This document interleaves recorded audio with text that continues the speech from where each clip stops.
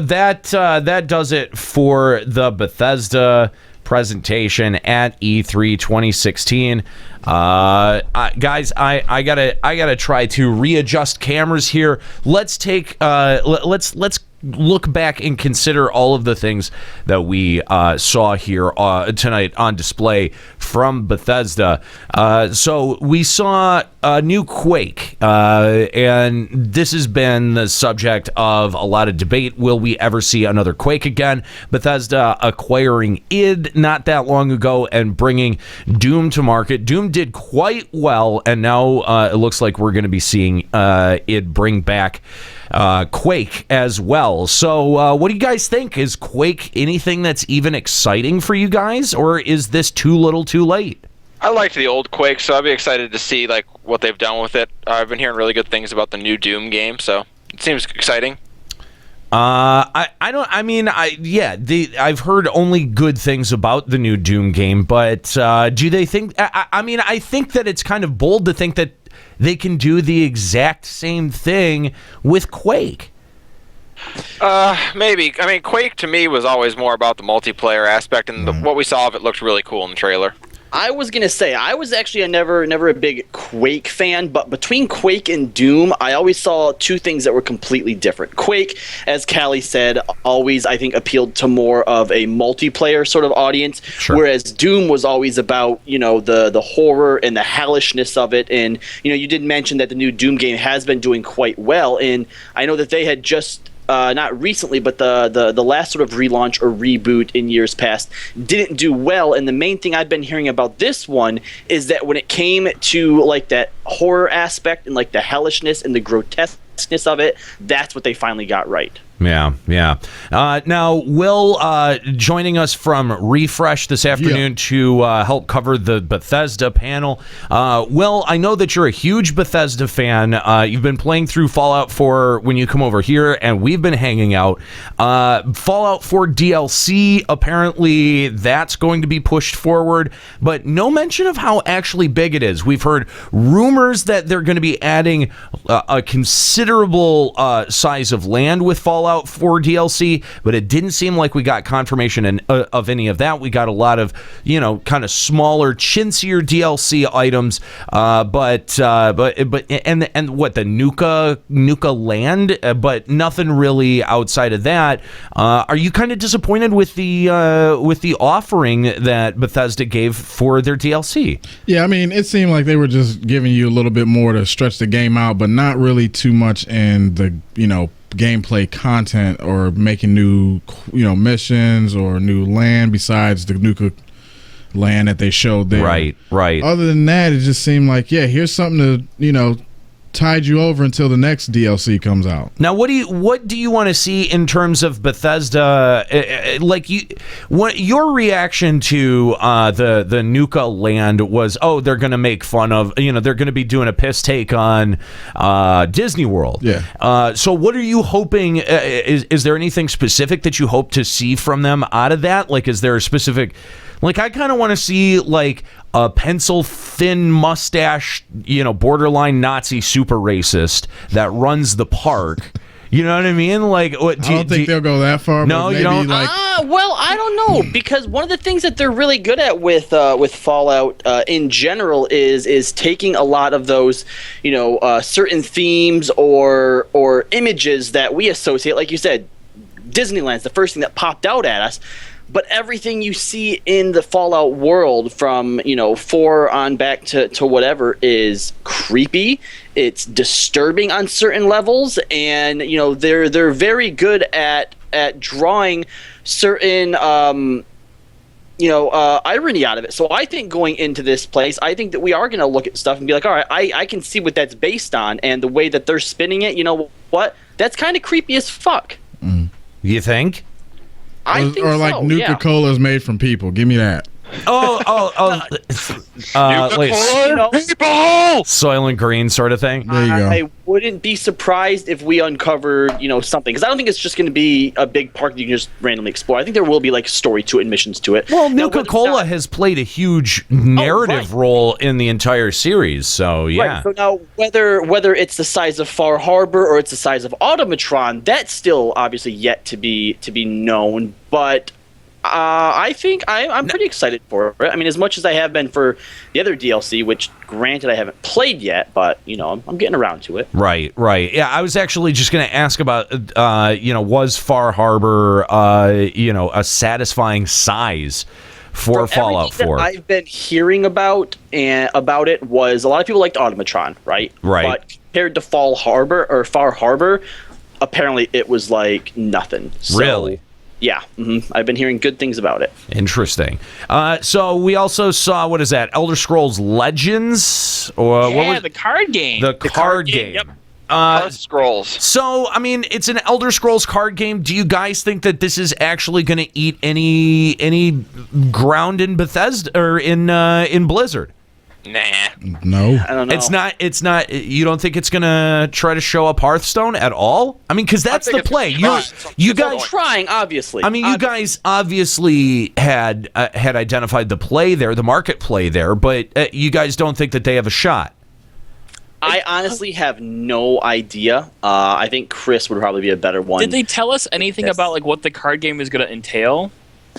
Well, they talked a little bit about how there is going to be a cooperative mode where you can play against AI with people. That's the only thing that I really saw. That's the one up on Hearthstone. But I guess my question right now is, because I feel like a lot of people are trying to break into the online TCG market. We've seen a lot of stuff recently pop up, and I know, Chris, you're tapped into that and you played a few of them. Are there any other even TC or trading card like games that have any sort of popularity out there besides Hearthstone? Hearthstone is really the biggest one. The only other one that has like a decent audience is Magic: The Gathering Online. But it's Magic aside, like the interface for that game is just simply atrocious. And so the only reason that they probably have them is because of the the branding, basically. Basically, yeah. I mean, in my opinion, to have like a successful online TCG, you would have to have like the UI just be perfect. And in my opinion, Hearthstone, because it's so like crisp and like it looks good and it's very easy to see at a glance, I think that's why it's doing so well. And from what I've seen from Legends, I feel like it's really bland and really kind of hard to understand at a glance, from the glance that I saw anyway. So yeah, what they showed of it didn't look very promising. It looked very boring. Yeah, one of the things that Blizzard is really good about is not just, like they do have really strong IPs, but I'm not sure that that's the reason that Hearthstone did well. Hearthstone did well because it has solid mechanics, it's easy to understand very quickly and at a glance, and it's fun. And I don't know, like not all trading card games are made equal in that respect, where, especially because it's a digital version. You're right, Chris, that the UI has to be on point. Yes. And it should also be, somewhat based in an actual trading card game and not just making rules for the sake of making rules or making decks for the sake of making decks. I don't know that Elder Scrolls or Bethesda has the same commitment to, rolling out expansion decks in the same way that Blizzard has been able to get it right. So, I mean, I do feel like in some ways TCGs are like modern, just like a new MMO. It's the thing that, or a new MOBA. It's the thing that it's the genre that people are jumping at because now, I mean, specifically these are really cheap to produce, but they also have a really, really, really big like they have a really big potential for revenue, and game companies are not going to ignore that. And well, the problem with it though is it's really hard to play multiple of them. It's hard to convince someone who's already playing Hearthstone and has invested money in building their decks to now pick up another one. No, you're absolutely right. And the other thing is that like Hearthstone basically got there first. They cornered the market on it, and now people are invested. Right the first time. That's right. And to be honest, card games are actually extremely hard to produce and make balanced. Like, I was following this one game well before Hearthstone was out of beta called Hex, and I backed the Kickstarter for this game. And when I actually got into the beta for Hex, like, I was just so like disconnected with it. I was like, I'm not going to play this game. And as far as I think it might have just gone out of beta like a few months ago. And so they've been in beta for a crazy long time, like years, like 2 or 3 years at this point. So it's just like, it's hard to make a good card game that's successful.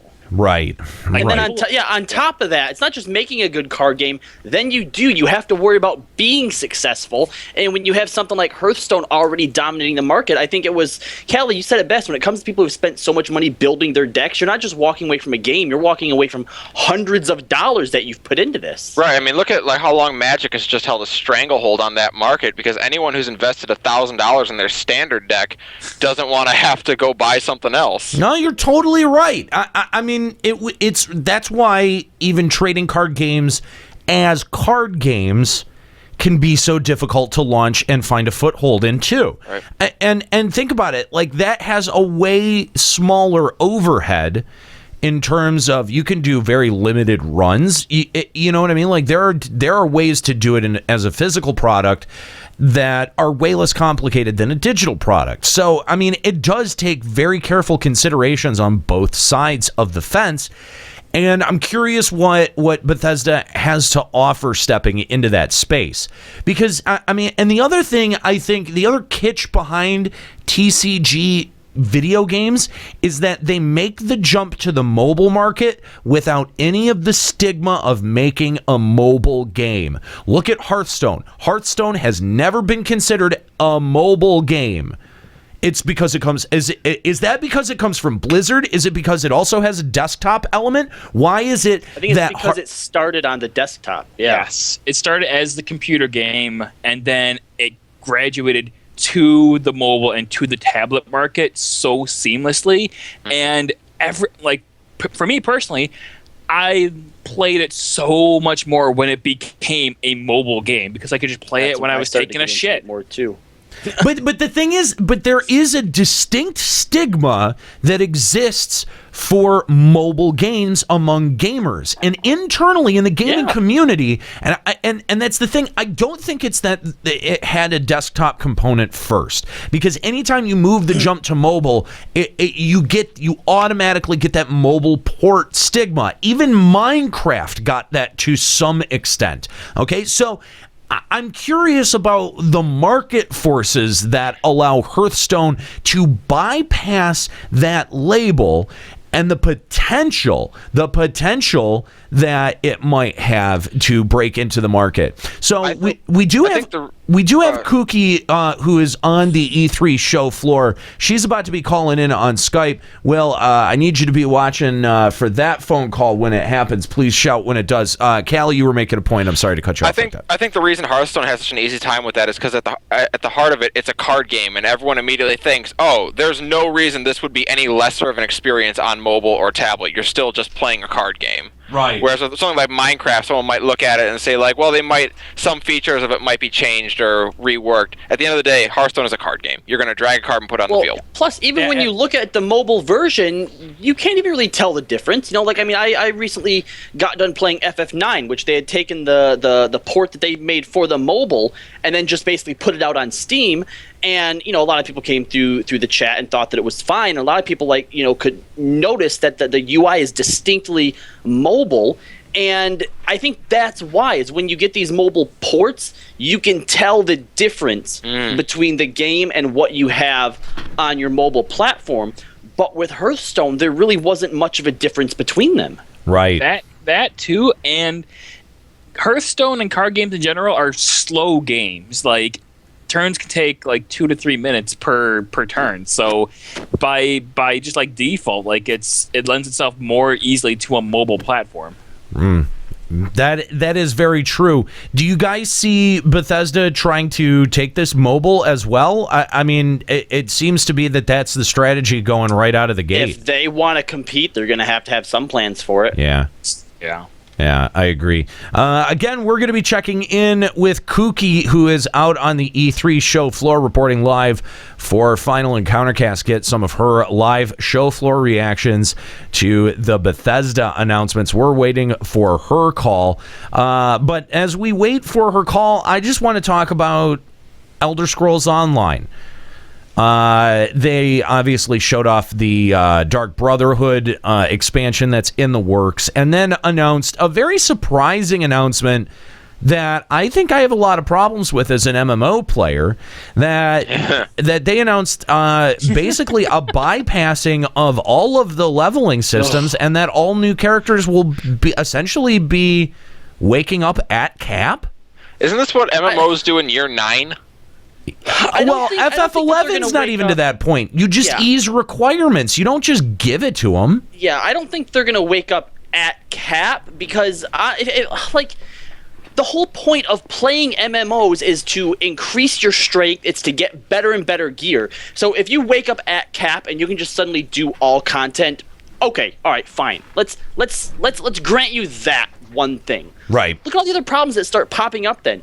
The gear that I get now, do I get to equip it right away, or do I still have to level to that point? Right. What's that going to do to players who are already at max level, who now have to contend with people who didn't have to learn all the same stuff that they did going from level 1 to cap, who want this gear right now but can't actually wear it? Like, I feel like it just presents so many more problems than anything else. I definitely agree. What I feel is going to happen, I mean, obviously, I've never played ESO, so I don't know what the mentality of that sort of community is, but you tried to introduce something like that into Final Fantasy XIV, for example, just after seeing all of the negativity and the fallout that came from introducing a story mode for raiding. If they were to do something like this, every person at level cap would be up in arms about why noob players and people who never actually made it to that point in the game suddenly get free access to it. All right, we're gonna be checking in now with Kooky, who is live on the E3 show floor.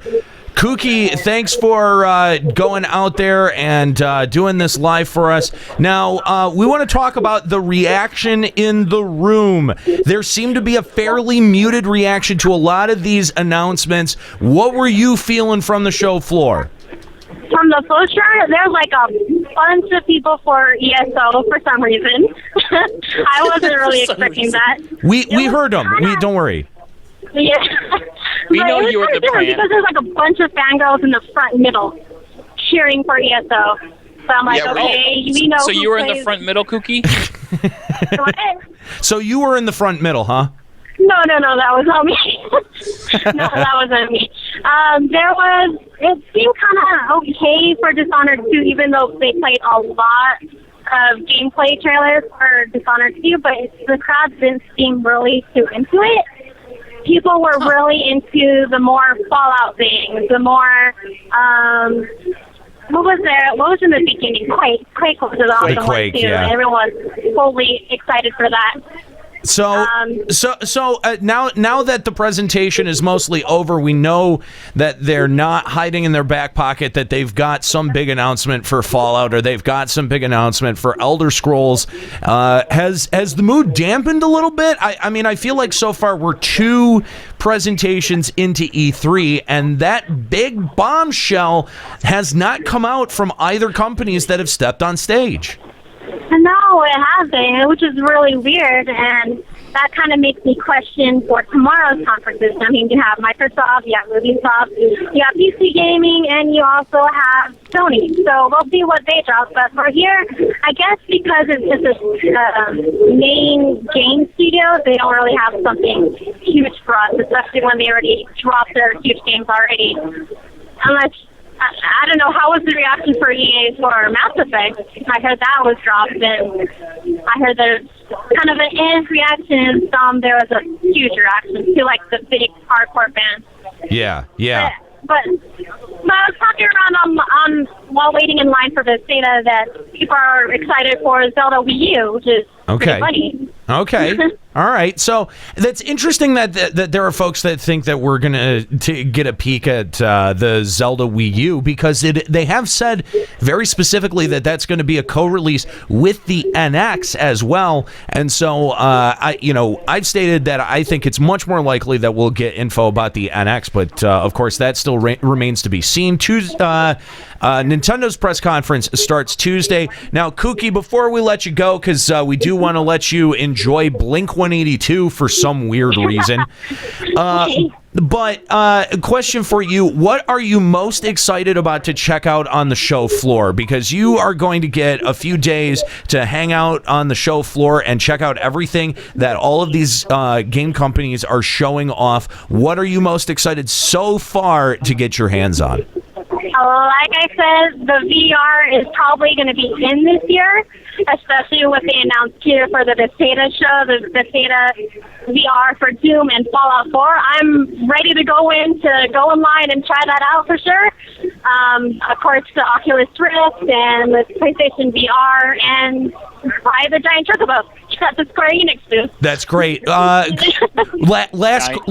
Last question for you, Kook, before we let you go. What was the reaction in the room to the PS4 and Xbox One remaster of Skyrim? Oh my gosh, the room kind of exploded around me, especially the guy next to me. I was speaking with a guy from Australia. He was so excited he actually got up from his chair and clapped. Really? Yeah. Oh, no. Everywhere. This guy next to me from Australia got up from his seat and actually clapped. No. No. It's a special edition, guys. It should be so good. It should have been booed off the stage. You know when the problem is, like we're sitting here saying, when are they going to drop the big bombshell? When are they going to drop the big bombshell, okay? First It's of all, only day -1, okay? Dishonored 2 looked fantastic. It really did, okay? And Prey is a brand new IP from Bethesda that we're not even really hyped about at all. Like, it's like we just threw that off the cuff and spent more time talking about an Elder Scrolls card game. You want to know what the real... You want to know what the real problem is with all these remakes and reboots and remasters is that's what people are clamoring for. That's what they're waiting for. They basically announced a brand new IP and people shrugged it off like, who cares? What we seem to be clamoring for the most is card the games. next big remake. What's the FF7 this year? I don't know. I think it's what's going to be what inspires that level of hype. Anyway, Kooky checking in from the E3 show floor. She is out there reporting live for Final Encountercast, getting interviews with developers and checking out everything that is on the E3 show floor. Kooky, we want to thank you so much for hanging out with us. Remember, next Sunday, for Final Encountercast, we're going to take all of our post-show wrap-up shows, as well as talk to Kooky live on the show about her experiences on the show floor, and wrap up all of E3 2016 in the most comprehensive package that we can. So, Kooky, thank you so much for going out there and for doing all the hard work. Now, you go party with those Bethesda folks. I will do. Have fun, guys, with the rest of the podcast. Thank you, Kooky. And if you would like to be a live caller here to Final Encountercast on Skype, 810-207-1764 is how you can do that. Let us know what you thought of the announcements out at Bethesda. Are you specifically hyped for Quake? Because I don't think any of us are that hyped for Quake. Are you super stoked for remasters, card games? I mean, it was just a parade of mediocrity from wall to wall from Bethesda. I could have taken a shit and had more excitement. Fuck this. It really does sort of feel like that. Is that I sort of wonder. Why are we here? I think it's all in their. I think what's the letdown was their presentation, because first of all, Prey looked really cool and sounded really cool, but they showed us next to nothing of it. I will say Prey is only cool if it is in no way, shape, or form connected to that old shitty Prey. And I don't know that. They didn't establish that. So I don't know that it's actually not an attempt at a reboot of that series. Because I think that at some point that series ownership changed hands over to Bethesda. I mean, they own the name for Prey, if nothing else. We know that Bethesda is really good at delivering like top-notch narratives, right? And I don't know that they've tried to do psychological sort of games before, but before they showed the trailer, that's one of the things that they said was that this game was going to focus on like a psychological play style, right? Right. So I think that Prey could end up being one of the big breakout hits from E3. Interesting. If they can build hype around it. Well, but the thing is that is one of only 2 IPs that we've seen at all. Fee being the other one. We've only seen 2 IPs. And that's a little bit concerning. Now, granted, most of the IPs usually get saved for the Microsoft and Sony press conferences because that's where they want to show off all of the shit. That's where the most eyeballs go. Right. I mean, even though it's E3, not a lot of people tune in for the EA press conferences. Not a ton of people tune in for the Bethesda stuff. So the most eyeballs are, of course, going to be on Sony and Microsoft. And so I think if you're going to hold anything back, you save it for those. But I don't see any huge announcements from either one of these companies coming within that time. So also, EA and Bethesda are 2 companies that are very like prone to having sequels and remakes announced. Like look at EA. They are basically founded on sequels and remakes. Right. Yeah. So those are two conferences I would not expect to see a lot of new IPs on. That's true. Maybe Microsoft will announce a card game as well. Microsoft card game. E3 for card games. Well, and they also install it when you're not looking. God. Let's talk about the Skyrim Remaster. This is so gratuitous and unnecessary, and the only reason that it's being done is because it's easy. Because all you have to do is increase the polygon count. All you have to do is increase the texture resolution. All of this stuff. They have new snow shaders. Fuck off! Fuck off with your snow shader bullshit. It's you know what now. This is such an egregious money grab. Why is it that we're getting a brand like a Skyrim remaster and a game that would actually benefit from newer hardware and a texture update like Dark Souls and being at 60 frames per second gets fucking ignored? That actually needs a fan-made patch to run properly on the PC. Wow, really? Oh, yes. That's right, it does. Yeah, and I mean they could just decide to re-release it for PS4 at 60 frames per second. That would give me a reason to play it again. I mean, it's plenty popular. Some of these decisions blow my mind. That is a waste of development time, period. I think you're just upset because they're not putting Radiant AI into the remake. Radiant is a waste of time. We got a new fucking IP for fucking PS4 and shit. We got all these kids that don't have this fucking game yet. We got to market to them. Oh, they can't mod either, so we make sure we put that feature in there for the fucking consoles.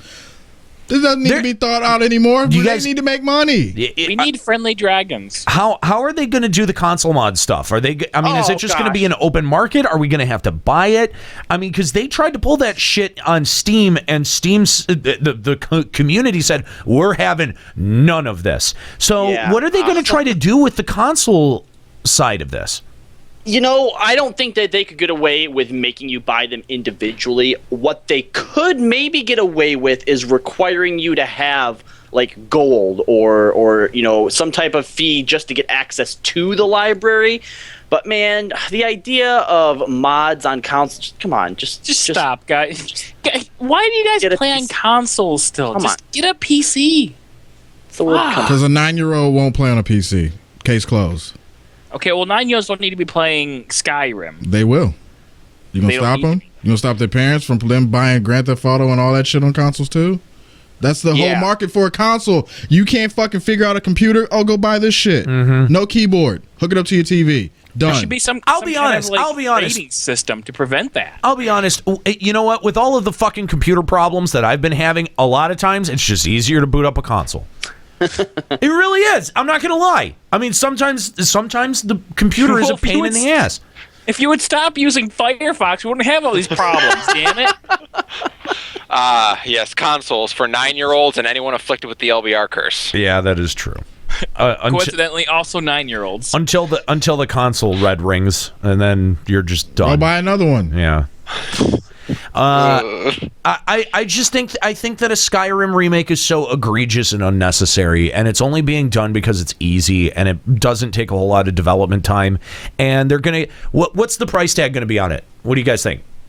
Probably full price. $60. $60. I guarantee you it's going to be 60 goddamn motherfucking dollars. I'd pay $80 for a snow slider. But here's the thing. Did they fix one bug out of that motherfucker? Nope. That game was so buggy. Did they fix any of the bugs? Probably not. Well, clearly they fixed a bug where the dragons would attack you. Now you have friendly dragons. Great. I'm probably gonna buy it. Great. Why Skyrim? Why Skyrim and not a better Elder Scrolls game? If you'd like to call Final Encountercast and react to any of the E3 coverage, Final Encountercast on Skype, 810-207-1764. We got someone on the line? They've been waiting. All right. Who do we got here on the line? Thanks for calling Final Encountercast's live E3 2016 coverage. Who we talking to? Hey, it's Evil Lives 34. Hey, what's up, Evil Libs? Thanks for calling. Final Encountercast. How you doing? Good. I just find it funny that last Final Encountercast we were talking about what Bethesda showed, and we all kind of laughed about Prey, and then they go and show it. Yeah, that's a good point. And see, the thing is I can't see any evidence that it's connected to that old game series. Now, Bethesda did acquire the name rights, or did overall get the name, like the overall rights to the IP. They got the overall rights to the IP. Basically, what happened, it was familiar with Fallout, is the studio that was making it had promised to make it, and they didn't. So Bethesda reclaimed the IP. Evil Lives. I think your dog can sense Will's presence. Dogs. But yeah, Will's just not having any of that joke. No, I'm fucking ready to go. I fucking worked earlier, Nate. You got me down here watching this bullshit, and they were fucking mediocre. They fucking stink. They did stink. You gave me nothing on Fallout, the game I'm only playing out of their fucking company. Doom is okay. Quake, I am hyped up for Quake because I did play Quake 3, but the rest of it, I don't give a fuck about. Will, what would you be doing otherwise? Probably smoking weed right now. Okay, then. Instead of watching this horse shit that they fucking gave you 5 seconds of information on. It really was a very lackluster presentation. Holy shit. When are we getting Unreal Tournament? Really? Wrong company. What? Wrong company. I remember playing that so much in college.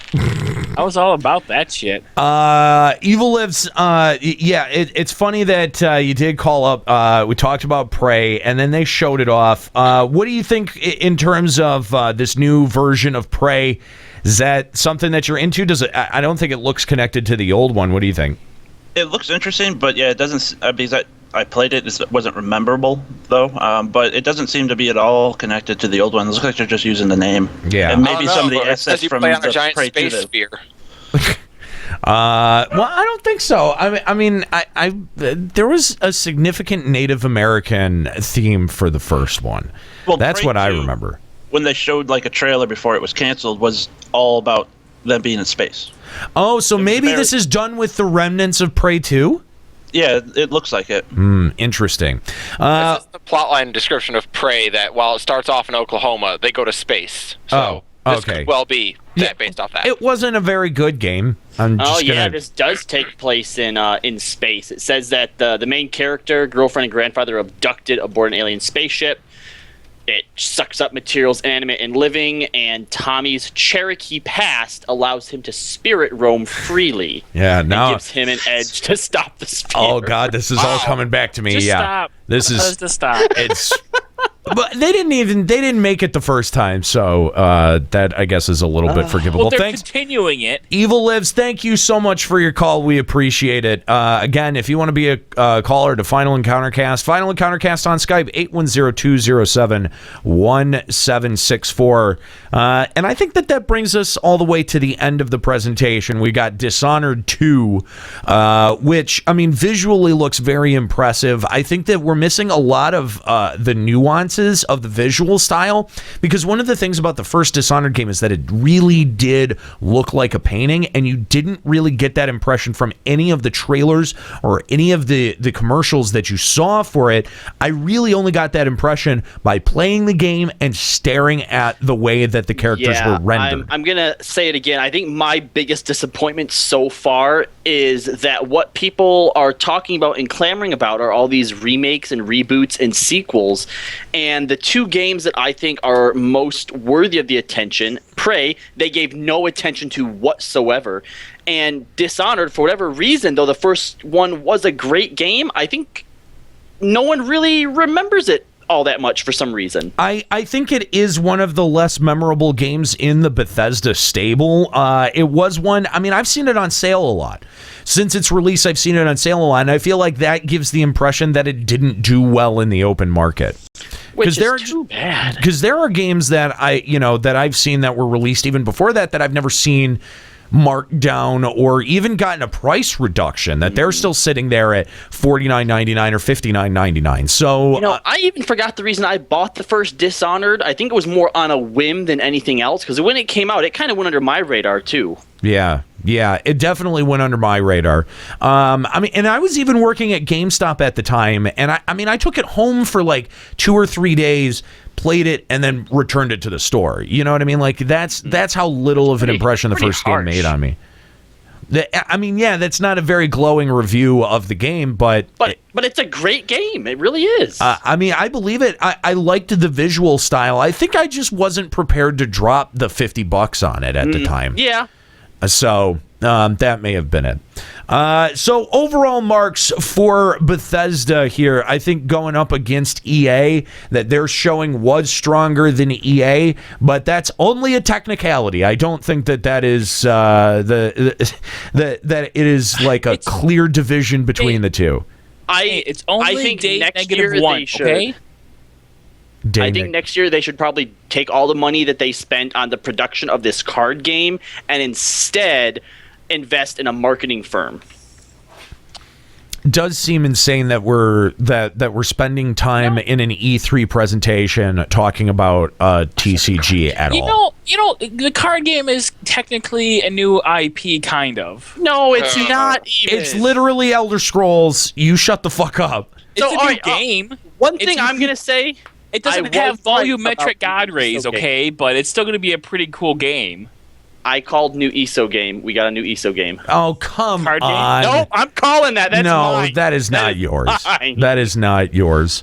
Okay, so tomorrow we're looking at in the morning, in the afternoon rather, we've got Microsoft starting right at noon. We've got Ubisoft that takes the day at 4, and then Sony coming up at 9. And I think the big ones tomorrow are obviously Microsoft and Sony. The biggest one in terms of anticipation, at least for me, is Sony. How about you guys taking your temperature around the room? Excited for Microsoft?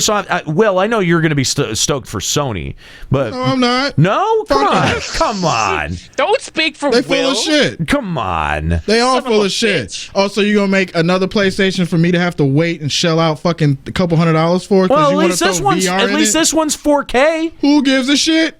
You want the 4K TV? No, I don't. Okay, all right, fair enough. Who gives a fuck? I've got fucking glasses on. It don't make a fucking difference. Not wrong. I'm gonna have to say that it's probably Microsoft for me. You know, we've been waiting. Chris and I have been waiting. Sorry, not Microsoft. Sony. I was gonna say. Okay. I was gonna say. Me and Chris have been waiting to pull the trigger on a PS4, but there's not really anything right now that really interests us. I mean, I'm waiting for Kingdom Hearts 3 and FF7, but those are a ways off. So I'd like something else that would get me hyped about having one. Sony, I think, has a pretty interesting opportunity. If they wanted to talk about any hardware, they've definitely got the gear to do it. Although they have claimed that the Neo PS4 is not going to be shown off out there, that makes me think if they're not going to, if they're not, that's what I've seen rumors of. And so far, all of the other E3 rumors have been dead on. One of them being that we would see a Skyrim remaster. So, well, what the fuck are they going to show us then? That's the thing, is if they're not going to waste any time with the Neo PS4, because they're just probably going to go, hey, it's a thing and you're going to be able to buy it and X date or whatever. Yeah, like what are they going? I mean, it's going to be a full show. What are they going to show off? It can't just be fucking VR the entire wall. I hope not. I sincerely hope not. You don't think so? Is on card games. God damn. All right. This is my promise to you guys. If anyone tomorrow shows off a card game, I will choke Chris to death on camera. Why? 'Cause I'm right? I would pay to see Doesn't that. make any sense. I think that's a snuff film. Those are illegal, right? Yes, they are. Very much so. I'll do it off camera then. How about that? Okay. No evidence. Mm-hmm. Just like Goja. Robbie, I'll pay to watch that. Sleep time now. It's pay-per-view, No more okay? tears. All right, guys. Thank you so much for tuning in to our live coverage of E3 2016. It's been fantastic having you guys along. Sorry about the stream hiccups toward the beginning. We're going to do our best to smooth those out as we bring you future conferences here from E3 2016. Again, tomorrow at noon Eastern, we've got Microsoft, at 4 p.m. Ubisoft, and at 9 p.m. Sony. And then on Tuesday at noon, Nintendo's going to close out the shows. Best for last. And we'll is see. that what you think? Yeah, we'll see. We'll see what they have to offer, guys. Thank you so much for everyone hanging out here live, and to my crew, Callie, Robbie, Chris, and Will from Refresh. Make sure you guys check all of the shows out over at finalencountercast.com. Have a great night, guys. We'll see you tomorrow for E3 2016. Yeah.